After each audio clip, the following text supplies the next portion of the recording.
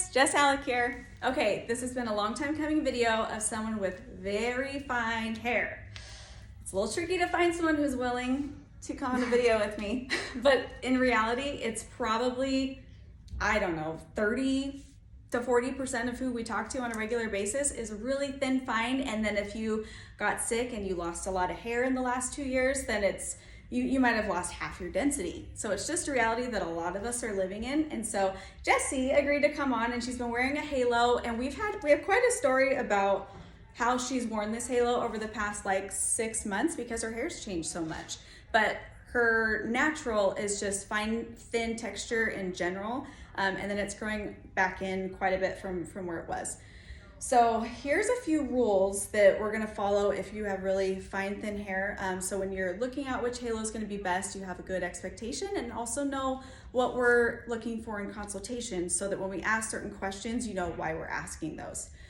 So let me spin you around, we can see your density. So her hair is pretty long, which definitely helps, but when she lost a lot of hair this last year, even 6 months ago, you could see her scalp through certain sections of her hair. And now it's been coming back in that there's about 2 to 3 inches of baby hair growth all over. So the density at her scalp has gotten thicker, but her ends are still very, very fine. So the rules that we're gonna go by still apply to her and will for a bit longer. But when we first gave her a halo, one thing that we did to kind of help camouflage is that we did a root spray. So if you want a root spray added to your order, you can always just ask for that in consultation because a little bit goes a long way. So we just did a light mist in her crown and then it hit her halo just fine.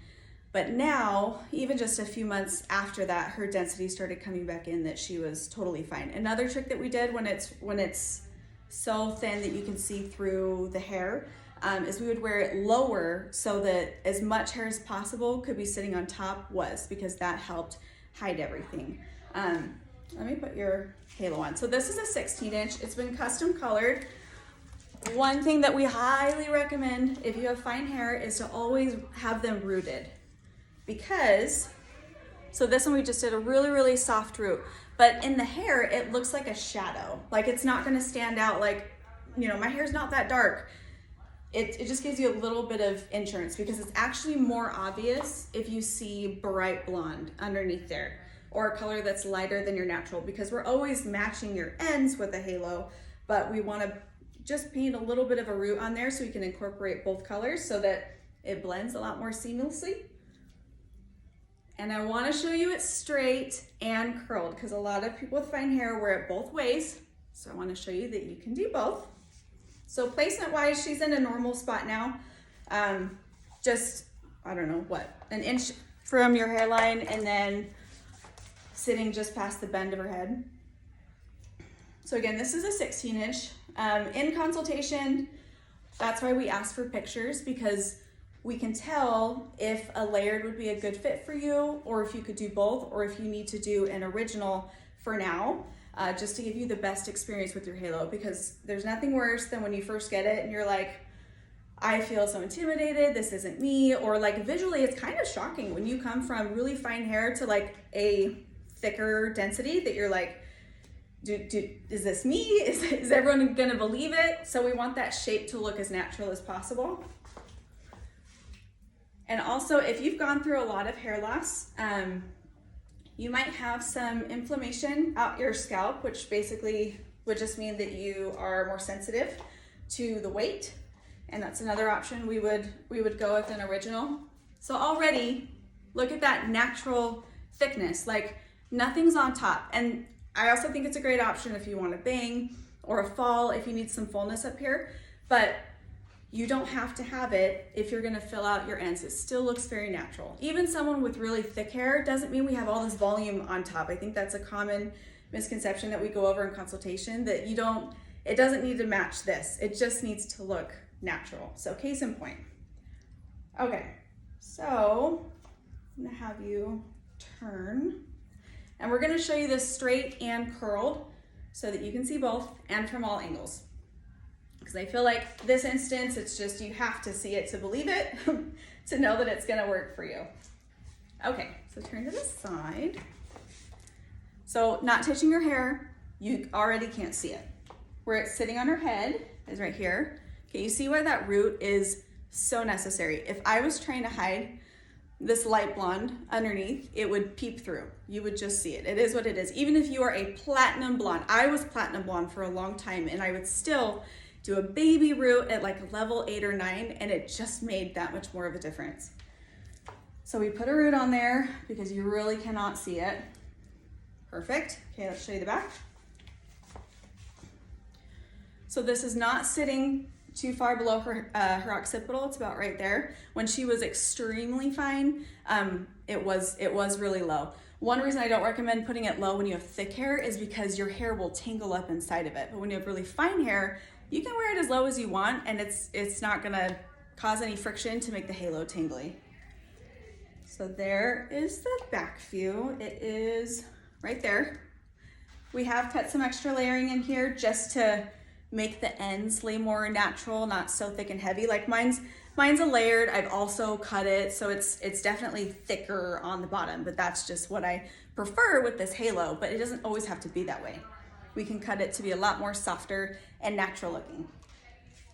And she's worn it half up, all the way up. You just have to be conscious, like any time that you work with extensions, you style it just a little bit differently than how you would if it was all your natural hair. So actually turn to the side, let me show.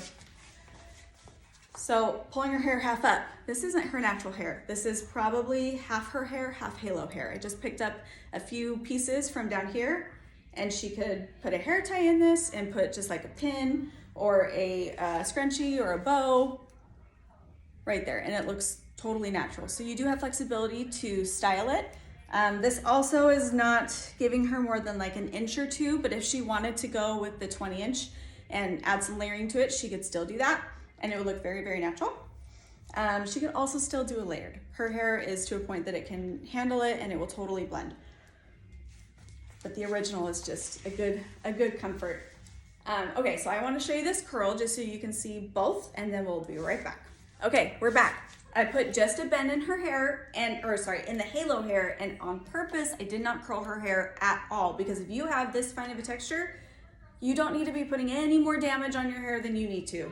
So, look at the sides. She's got just a bend, and I wanted to do minimal, because I feel like that's the most realistic. You can go as crazy as you want with your curls, you can curl your own hair, but if you wanted to just keep it minimal, this is what you're looking at. So I could have put, one curl back here, chose not to, because I just wanted you to see the difference.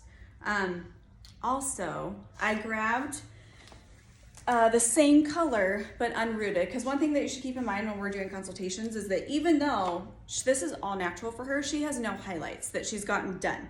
But to give her a halo that would blend the best and reflect in light the way that her natural would, we had to go with a halo with highlights. So if you're seeing a picture come through and you're like, that has highlights in it, I don't know, this is why, because you need that forgiveness of rather than like a solid blend, and then it's just not as forgiving because your hair is gonna lighten in the sun and all of that. So here's the same color. This one's just kissed with little highlights, and this one has no root on it.